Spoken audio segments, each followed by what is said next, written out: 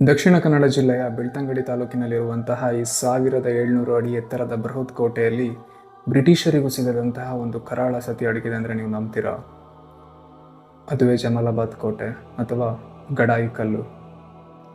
1794ರಲ್ಲಿ ಟಿಪ್ಪು ಸುಲ್ತಾನ್ ತನ್ನ ತಾಯಿ ನೆನಪಿಗಾಗಿ ಈ ಒಂದು ಬೃಹತ್ ಕೋಟೆಯನ್ನು ಕಟ್ತಾನೆ. ಈ ಕೋಟೆಯಲ್ಲಿ 1200 ಮೆಟ್ಟಿಲುಗಳಿರುತ್ತೆ. ಯಾಕಂತ ಹೇಳಿದ್ರೆ ಇದು ನಿಯರ್ಲಿ 1700 ಅಡಿ ಎತ್ತರದಲ್ಲಿದೆ.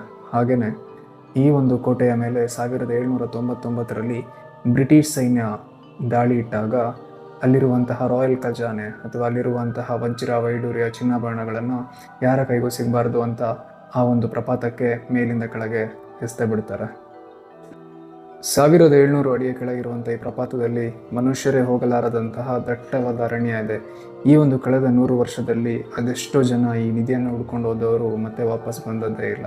ಹಾಗೆಯೇ ಬ್ರಿಟಿಷ್ ಮಿಲಿಟರಿ ಅಧಿಕಾರಿಗಳ ದಾಖಲೆಗಳಲ್ಲಿ ಈ ನಿಧಿಯ ಬಗ್ಗೆ ಉಲ್ಲೇಖ ಕೂಡ ಇದೆ.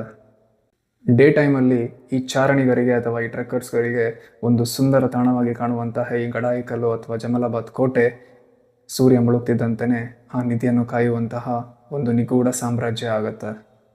ನೀವೇನಾದ್ರೂ ಈ ಗಡಾಯಿ ಕಲ್ಲಿಗೆ ಟ್ರೆಕ್ಕಿಂಗ್ ಹೋಗಿದ್ದೀರಾ? ಕಮೆಂಟ್ ಮಾಡಿ.